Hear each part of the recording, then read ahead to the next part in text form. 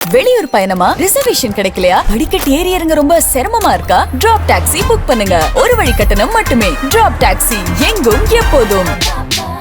தலைவர் முதலமைச்சர் சொல்ற வழியில எங்களுடைய கூட்டணி கட்சியா இருந்தாலும் சரி, எங்களோட அரவணைச்சு எல்லாருமே வேலை செஞ்சுக்கிட்டு இருந்தோம் அப்படின்றத நான் இங்கு குறிப்பிட்டு கூற விரும்புகிறேன். அப்பெல்லாம் ஒருத்தரையும் ஆளை காணும், துண்டை காணும், துணியை காணும் ஓடினவங்களாம் இன்னைக்கு வந்து தேர்தல் வந்தது மேடை போட்டு வாய்க்கு வந்தெல்லாம் பேசிட்டு இருக்கிறாங்க. எல்லாரும் கேட்கும்போது நமக்கு எரிச்சல் வருது. ஏன்னா இவ்வளவு சின்னத்தனமா போறாங்கன்னு தோணுது.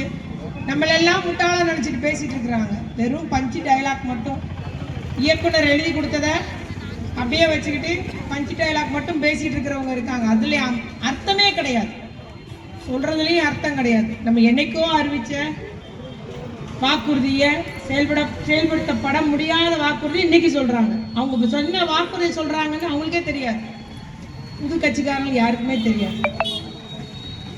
ஆனா நம்ம அப்படி அல்ல. நம்ம விவரம் தெரிஞ்சவங்கள், அரசியல் தெரிஞ்சவர்கள், அரசு நிர்வாகம் தெரிஞ்சவர்கள், எதை செய்ய முடியும், எதை செய்ய முடியாது, எது மத்திய அரசு ஒத்துழைப்பு இருந்தாதான் செய்ய முடியும், எது ஒன்றிய அரசு நமக்கு ஒத்துழைக்கலாம் செய்ய முடியாது என்பதெல்லாம் அறிந்தவர்கள். அதற்கேற்றாற் போல நம்முடைய முதலமைச்சர் அவர்கள் வாக்குறுதியில 404 வாக்குறுதி நம்ம நிறைவேற்றியிருக்கோம். நம்ம ஊர்ல எடுத்துக்கோங்க, தண்ணி தட்டுப்பாடுன்றது இருக்குதா? ஒரு காலத்துல 3 நாளைக்கு ஒருக்கா இருந்தது. இப்ப நிறைய இடங்களை தினமும் தண்ணி வசதி பண்ணிருக்கு. சில இடங்கள்ல ஒரு நாள் விட்டு ஒரு நாள் தண்ணி வருது.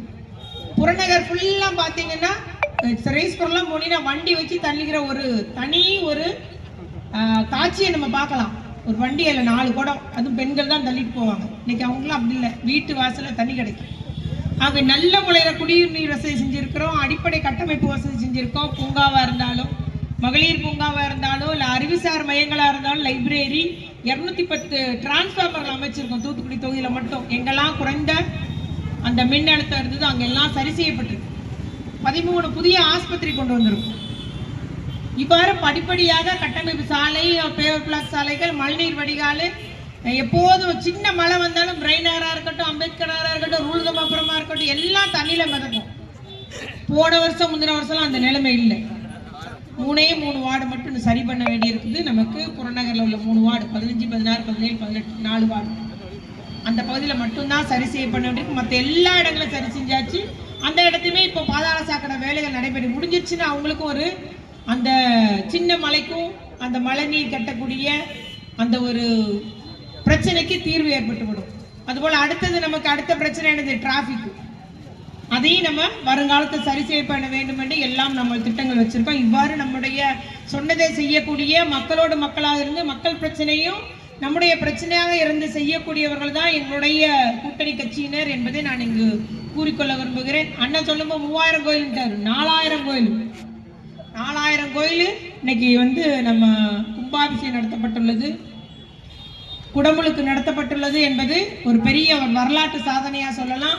அதுபோல பக்தி இலக்கியங்கள், பக்தி நம்முடைய மக்களுக்கு தேவையான பாடல்கள் எல்லா புத்தகங்களாக நேற்றைய தினத்தில் கூட ஒரு பெரிய புத்தகம் நம்முடைய பக்தி இலக்கியங்கள், பக்தி சொற்பொழிவுகள், பாடல்கள் எல்லாம் நம்முடைய முதலமைச்சர் அவர்கள் புத்தகமாக மக்களின் நலனுக்காக வெளியிட்டிருக்கிறாங்க. இவ்வாறு நம்ம வந்து எதை யாரையும் ஒதுக்கி வைக்கல. முதலமைச்சருடைய திட்டம் எல்லாருக்கும் எல்லாம் கிடைக்கணும், எல்லா மக்களும் வளர்ச்சி அடையணும். அடித்தட்டு மக்களா இருந்தாலும் சரி, விளிம்பு நிலையில் உள்ள மக்களா இருந்தாலும் சரி, மாற்றுத்திறனாளியா, திருநங்கையா, ஒருத்தருமே விடுபட்டு விடக்கூடாது. எல்லாருக்கும் எல்லாம் கிடைக்கணும், எல்லாத்துக்குமா நான் திட்டத்தை நிறைவேற்றுவேன். இதுதான் நம்முடைய முதலமைச்சர் கொள்கை. அதுபோல நம்ம நிறைவேற்றி இருக்கிறோம் என்பதை நான் இங்கு கூறிக்கொள்ள விரும்புகிறேன். அடிக்கடிக்கு சொல்லிட்டே இருக்கலாம், அவ்வளோ திட்டங்கள் நிறைவேற்றி இருக்கோம்.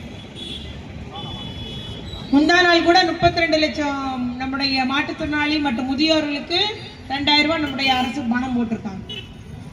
எல்லாரும் சொன்னாங்க, அது என்ன நீங்க 5000 மகளிர் உரிமை கொடுத்துட்டீங்க, எங்களுக்கு கொடுக்கலையா? நாங்கள் எல்லாம் ரொம்ப கஷ்டப்பட்டவங்க கேட்கவும் உடனடியாக நேற்றைய தினத்தில் எல்லாத்துக்கும் இந்த மார்ச் மாதம் பணம் வர வைக்கும் போது 3200 ரூபா வர வச்சிருக்காரு தலைவர். ஆக எல்லாத்துக்கும் நமக்கு திட்டத்தை தரக்கூடியவர் தான் இந்த அரசாக செயல்பட்டு வருகிறது. மட்டுமல்லாமல் நம்முடைய பண்பாடு, நம்முடைய கலாச்சாரம், தமிழ்நாட்டை காத்திட வேண்டும், நம்முடைய தாய்மொழியா தமிழ் மொழியை காத்திட வேண்டும். நமக்கு ஒரு சுயமரியாதை இருக்கு. இவ்வாறு நம்முடைய கொள்கைகளையும் எதிலேயும் இன்மையளவு பிசகாமல் நம்முடைய முதலமைச்சரோட நல்லாட்சி புரிந்து வருகிறார்கள். அதற்காகவும் திட்டங்கள் தீட்டி வருகிறார்கள். கீழடியா இருந்தாலும் சரி, இப்ப என்ன சொல்லிட்டான் தெரியுமா ஒன்றிய அரசு? முந்தா நாள் எந்த அகழ்வாராய்ச்சி நீ பண்ண வேண்டான்ட்டான் நம்மள. அனுமதியே கொடுக்கல. தமிழ்நாடு அரசுக்கு கீழடியா இருந்தாலும் சிவகலையா இருந்தாலும் ஆதிச்சநல்லூரா இருந்தாலும் எங்கேயுமே நீ என்ன செய்ய வேண்டாம், அகழ்வாராய்ச்சியே பார்க்க வேண்டான்ட்டாங்க. நம்மளை அனுமதி கொடுத்தாதான் செய்ய முடியும் ஒன்றிய அரசு, ஆனால் கொடுக்கல.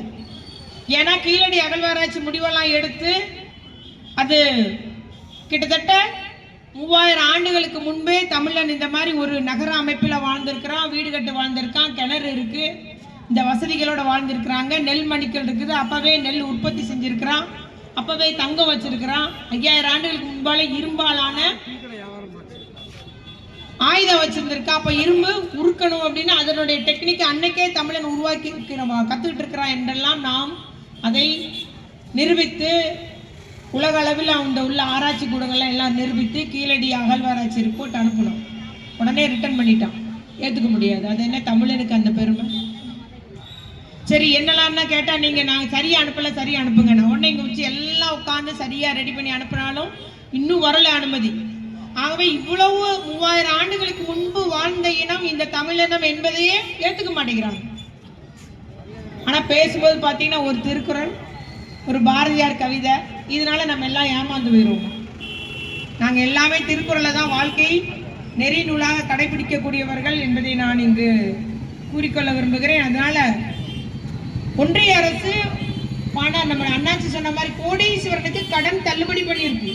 ஆனால் நம்மளுடைய வங்கி கடனையோ நம்மளுடைய விவசாய கடனையோ தேசியமயமாக்கப்பட்ட வங்கியில தள்ளுபடி பண்ணல.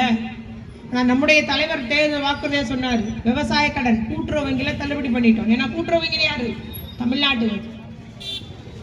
5 பவுனுக்கு கீழே நகைக்கடன் எல்லாத்துக்கும் பெண்களுக்கு தள்ளுபடி ஆச்சு, ஞாபகம் இருக்கா? வந்த உடனே செஞ்சுட்டாரு. சுய உதவி குழுக்களுக்கு அந்த கூட்டுறவு வங்கியில வாங்கின கடன் தள்ளுபடி ஆச்சு. ஆனா தேசியமயமாக்கப்பட்ட வங்கியில எதுவுமே நமக்கு தள்ளுபடி பண்ணல, பண்ண மாட்டேன்ட்டாங்க.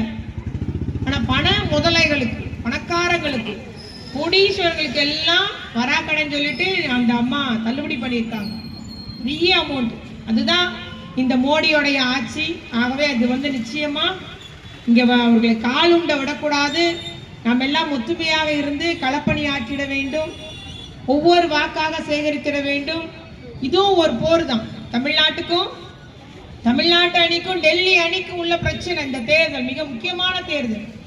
அவை தமிழ்நாட்டை காத்திட, நம் மொழியை காத்திட, நம் மக்களுடைய வாழ்வாதாரத்துக்காக, நம்முடைய தமிழ்நாடு வளர்ச்சிக்காக நிச்சயமாக மீண்டும் இந்த மதசார்பற்ற முற்போக்கு கூட்டணி கட்சி, திராவிட முன்னேற்ற கழக தலைமையில் உள்ள கூட்டணி கட்சி மீண்டும் ஆட்சி பொறுப்பேற்பது இது காலத்தின் கட்டாயம், மிகவும் அவசியம். இது நடந்தே தீர வேண்டும். அப்படின்னாதான் நம்ம தமிழ்நாட்டை காப்பாற்ற முடியும். ஆக அத்துணை பேரும் அந்த ஒரு எண்ணத்தோடு நாம் களப்பணியாற்றுவோம். இன்னொரு புதுசா ஒருத்தவங்க பேசிட்டு இருக்கிறாங்க. அதுலலாம் பாத்தீங்கன்னா தனி மனித ஒழுக்கமே இல்லை. அண்ணாச்சி சொன்னாங்க, அவங்க பேசியது தனி மனித ஒழுக்கத்துக்கு ஒரு மரியாதை இல்லாத அளவுக்கு அதுல போற ரசிகர்கள் பேசும்போது நமக்கு ரொம்ப அருவருப்பா இருக்காங்க. உண்மை என்னடா இப்படி பேசுறாங்க? நமக்குன்னு ஒரு கல்ச்சர் இருக்குது, நமக்குன்னு ஒரு கலாச்சாரம். ஒருவனுக்கு ஒருத்தி திருமணம் முடிஞ்ச அந்த குடும்பத்தை நம்ம காப்பாற்று என்னெல்லாமா இருக்குது. ஆனா அங்க வர்றவங்க இப்படி பேசுறாங்கன்னா நாம் எதிர்கால தலைவர்களாகக்கூடிய அந்த இளைஞர்களை நல்வழிப்படுத்தக்கூடிய ஒரு தலைவன் இருக்கும். ஆனா அப்படி அல்லாமல் வெறுமன ஒரு கூட்டட்டும், நமக்கு ஆரவாரம் பண்ணட்டுன்ற மாதிரி ஒரு வழி நடத்தல். நிச்சயமாக அவர்களை நாம் காப்பாற்றி ஆக வேண்டும். நிச்சயமாக அவர்களும் நம்மை புரிந்து கொள்வார்கள் என்று கூறிக்கொண்டு கலந்து கொண்டுள்ள அத்துணை பேருக்கு நன்றி. நம்முடைய கூட்ட ஏற்பாடு செய்த வட்டக்கழகம் 39வது வட்டக்கழக நிர்வாகிகள் உள்ளிட்ட அத்தனை பேருக்கு நன்றி கூறிக்கொண்டு தொடர்ந்து நாம் களப்பணியாற்றுவோம், வெற்றி கனியை பறிப்போம், தமிழ்நாட்டை காத்திடுவோம் என்று கூறி முடிக்கிறேன். நன்றி, வணக்கம்.